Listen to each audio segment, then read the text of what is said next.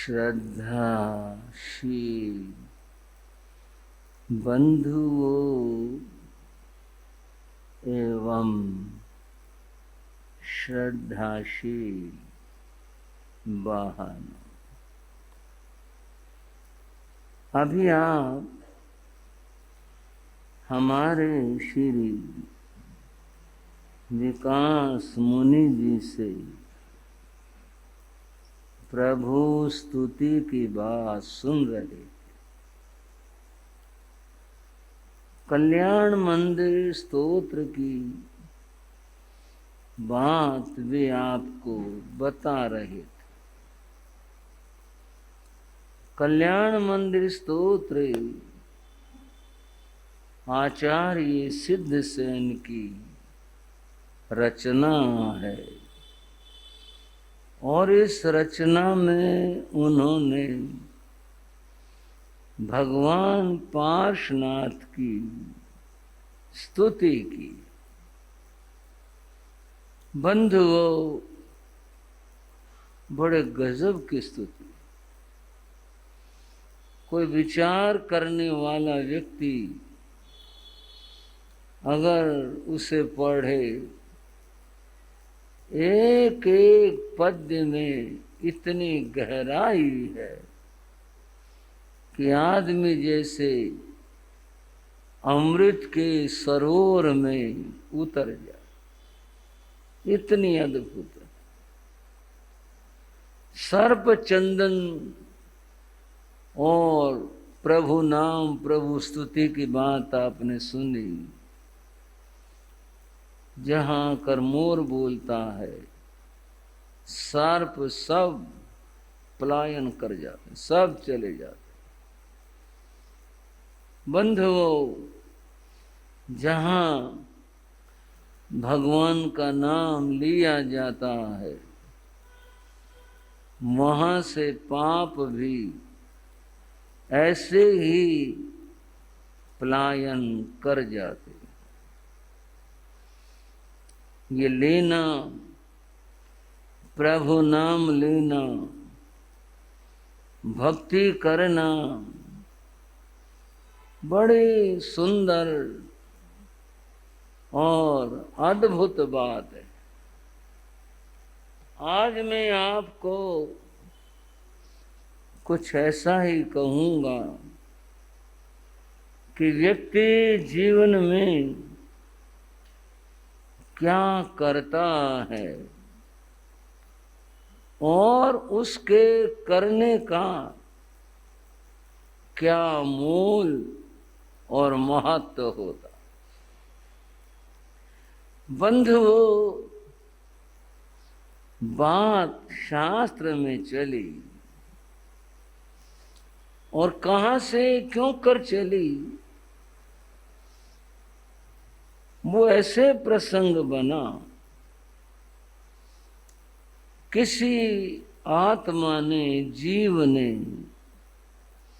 देवलोक में जन्म लिया, अर्थात स्वर्ग में जाकर वह आत्मा उत्पन्न हुई। ये प्रसंग और बात आपने अपने स्वाध्याय में आदि में सुनी होगी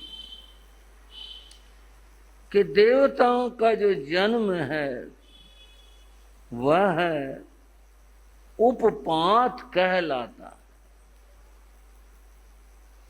मनुष्यों का जन्म उपात नहीं कहलाता। उपात जन्म, देवों का जन्म केवल वहां जन्म में 2 घड़ी का समय लगता। यहाँ तो जो भी है 9 महीने, 9.25 महीने का काल लगता है, वहाँ इतना सा समय लगता।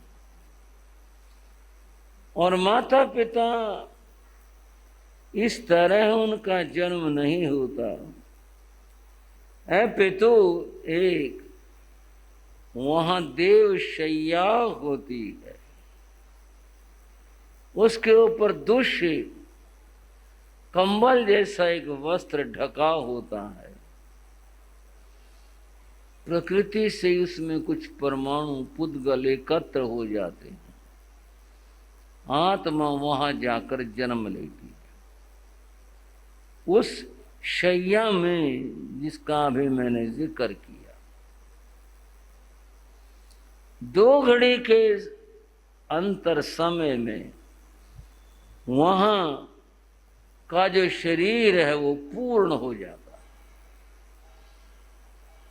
और जन्म की बात यह है कि वह जन्म लेने वाला जीवात्मा शरीर पूर्ण होने पर उठता है उस दुष्य को हटाकर, जैसे सोकर उठा है। वो देखता है मैं कहां पर हूं। जैसे नई जगह पर आदमी जब सोकर उठता देख वो कहां पर हूं, वो देखता है ये नई जगह है, मैं वो पूर्व जन्म की स्मृति जहां उसका घर था, परिवार था, यहां मैं कहां हूं। तभी उस लोक के या उस विमान के उस स्थान के देवी देवता वहां उपस्थित होते, उसका स्वागत करते, उसके लिए अच्छे शब्द बोलते और उसे कहते हैं तुम यहां देवलोक में आए हो, तुम्हारा जन्म यहां देवलोक में हुआ। अब वो पहचानने की, देखने की कोशिश करता, उसकी समझ में आता है कि मेरा जन्म बदल गया, मैं कहीं और था, मैं यहां आ गया, देवलोक स्वर्ग में आ गया, मेरा जन्म यहां हुआ। अभी वो सोच रहा होता है, तभी वहां के देवी और देवता उससे एक प्रश्न करते। उस एक प्रश्न में 3 बातें होती। वो प्रश्न होता है किं किच्चा किं दिच्चा किम भुच्चा। आपने ऐसी क्या करने की, क्या कार्य की। भाई और बहनों, सब लोग ये चाहते हैं हमारा जन्म वहां पर हो। जब वहां की जाने की सूची रखी है तो फिर अपनी तैयारी भी हो जाए, भाई अपने जानकारी हो जाए, ताकि अगर वहां पैदा हो तो जवाब भी दे सका, हम भाई बोलो क्या बात है। पहला प्रश्न है किं किच्चा, आपने क्या श्रेष्ठ कार्य किया, क्या पुण्य कार्य किया जिससे आपका जन्म यहां देवलोक में हुआ। दूसरा प्रश्न होता है किम दिच्चा, आपने क्या दान दिया जिससे आपके पुण्यों का बंध हुआ और आप यहां उत्पन्न हुए। किम भुच्चा, तुमने क्या सात्विक आहार किया जिससे तुम्हारी बुद्धि सात्विक रही, जिसके कारण से तुम धर्म से जुड़े रहे और फिर तुम्हारा यहां जन्म हुआ। ये 3 बातें हैं। ये 3 प्रश्न कहो, एक प्रश्न के 3 भाग कहो, उसमें कोई फर्क की बात नहीं।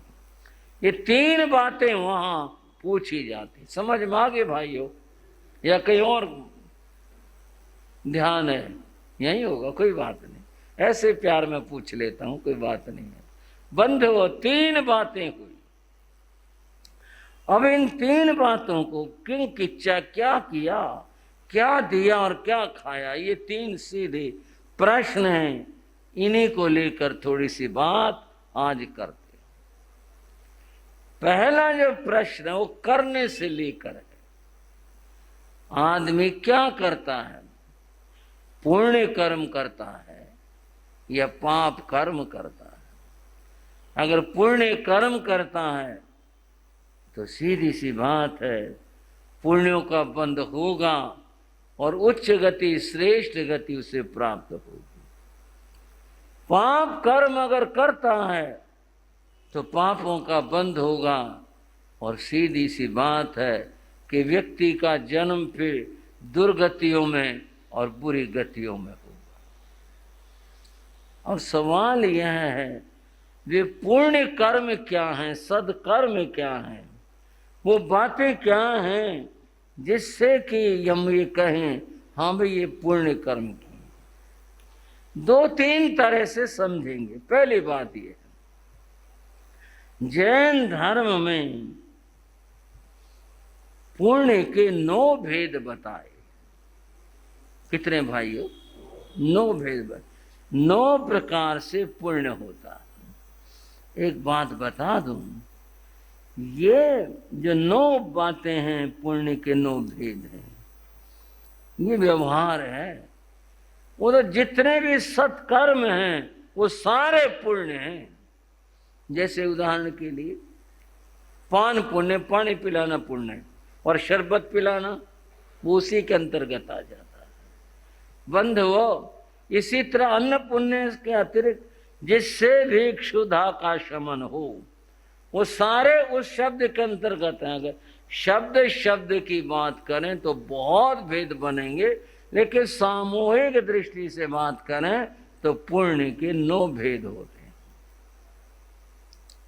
ये जो 9 प्रकार, 9 बातें हैं, ये जो 9 कार्य हैं, अन्न पुण्य, पान पुण्य, लयन पुण्य, शयन पुण्य, स्थान देना, बिस्तर देना, यानी निद्रा जहां आदमी को सुख मिलता वो उसको उपलब्ध करवाना, ये सब होना। बंधुओं, ये सारे के सारे साता सुख उपजाने वाली बातें जितने भी। गौतम स्वामी ने भगवान से पूछा, क्या पूछा? कहाणं भन्ते, समझना, बड़े गहरे ज्ञान की बात है। गौतम स्वामी का प्रश्न है, कहाणं भन्ते जीवाणं साया वीण जंकमं कज्जंती। भगवान, ये जीव साता वेदनीय कर्म कैसे करता है? साता वेदनीय कर्म, 8 कर्मों में से कर्म वेदनीय कर्म है। ज्ञानावर्णीय कर्म, दर्शनावर्णीय कर्म, तीसरा वेदनीय कर्म है। वेदनीय में वेदना शब्द है। वेदना का अर्थ कष्ट नहीं होता, वेदना का अर्थ अनुभूति होता है। वेदना का अर्थ अनुभूति होता है, और वो 2 प्रकार की है, सुख रूप अनुभूति और दुख रूप अनुभूति। और वेदना शब्द बना है विद रे, हाँ जी, ज्ञान है, ठीक है ना, जिसका अर्थ हुआ करता ज्ञान, इसी से वेद बना है। वेद जो धर्मशास्त्र वो यहीं से है, मतलब जिसमें ज्ञान है। और वेद ज्ञान से वेदना बना है, जहां अनुभूति है। अच्छा लगा, कैसा लगा? बहुत अच्छा लगा। कैसा लगा? बहुत खराब है, बहुत पीड़ादायक है, बहुत बेकार है, ऐसा लगा। वेदनीय कर्म का अर्थ है कि जहां पर अनुभूति है, ये अनुभूति 2 प्रकार की है, सुख रूप अनुभूति और दुख रूप अनुभूति, 2 तरह की है। अब जैसा कर्म करेंगे वैसा फल होगा। अगर अच्छा करेंगे तो अच्छी अनुभूति वाला मामला बनेगा, खराब करेंगे तो फिर दुख रूप होगा। गौतम स्वामी की बात बड़ी गजब अद्भुत है, विलक्षण है, विचित्र है। भगवान से कहा, कहाणं भन्ते जीवाणं साया वे निजं कम्मं कज्जन्ति। भगवान, साता वेदनीय कर्म का जीव कैसे बंद करता है? साता वेदनीय का बंद क्यों कर होता है, किस प्रकार से होता है? भगवान ने फरमाया, कहा गोयमा पाणाणु कंपाए, भूयाणु कंपाए, जीवाणु कंपाए, सत्ताणु कंपाए, जा गोयमा जीवाणु साया वीण जंग कम्मं कज्जई। गौतम, जीवों को साता पहुंचाने से, सुख देने से, क्या करने से? भाई और बहनों, ये सारे जीवों के प्रकार बताए हैं, छोटे हों, बड़े हों, कीट हों, जल के हों, बाहर के हों, कैसे हों, सारे छोटे बड़े सभी तरह के जीव। इन जीवों को जो व्यक्ति साता पहुंचाता है, सुख पहुंचाता है, वह बंध वो साता वेदने कर्म का बंद करता है। अब बड़ी सीधी बात हो गई, आसान हो गई। दूसरों को सुख देना, और इसे दोहे में कहे, सुख दिया सुख होता है। बोलना जरा, और आगे तो बोलूंगा अभी। सुख देने से सुख हो, दुख दिया दुख हो, दुख देंगे दुख होगा। आप हने नहीं और को, हम स्वयं किसी को हनन न करें, दुख न दे, पीड़ा न पहुंचाए। आप हने न खोए, हमें भी कोई दुख नहीं देगा। ये तभी होता है जब हम अपनी ओर से कुछ करते हैं, अपनी ओर से दुख देते हैं, तब होता है। अगर हम किसी को भी सताते नहीं, दुखी नहीं करते, पीड़ा नहीं पहुंचाते, हमारे पास ऐसा आता दुख कभी नहीं आएगा। यदि शास्त्र की बात कर रहा हूं, अपने ओर से कुछ मेरा कह ही नहीं रहा। भगवान कह रहे हैं, जो साता पहुंचाएगा वो साता पाएगा, जो सुख देगा, सुख बांटेगा, वो सुख पहुंचाएगा। एक दो बात बीच में करूंगा।